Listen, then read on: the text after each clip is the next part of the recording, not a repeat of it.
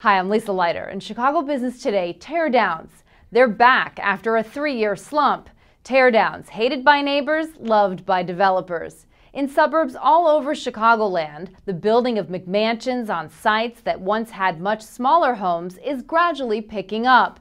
The teardown capital of Cook County, Winnetka, where nearly 8% of residential lots were reconstructed in the last decade, according to a new study by Harvard University's Joint Center for Housing Studies.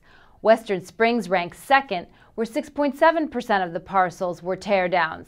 But it's not just affluent communities like those attracting them. Communities like Countryside, Norridge, and Morton Grove also ranked high. We put it on this fireplace over here. Home builders Desmond and Vincent Donnellan are putting the finishing touches on a 7,500 square foot home in Winnetka, which is more than twice the size of the 1950s split-level home it replaces. The nearly $3 million asking price of the new house is substantially less than the price of a similar home when the market was hot. Why? Because of the lot price, a fraction of what it would have been before the recession.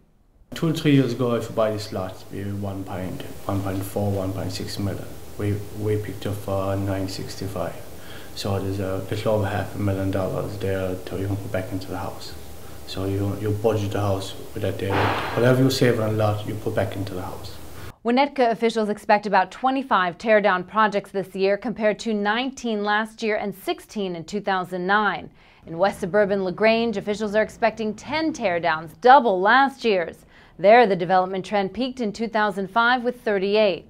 What's good for developers, though, brings little comfort to neighbors and preservationists. When it starts becoming the majority of the buildings, the character of the neighborhood, you literally see it change in a year or two. It really is a variety of issues. You know, it's not just one. It's easy to just say those crazy preservationists are trying to save everything. But when you look at it as a planning issue, how is the community being impacted as a whole? The University of Michigan conducted the first ever study of suburban Cook County teardowns.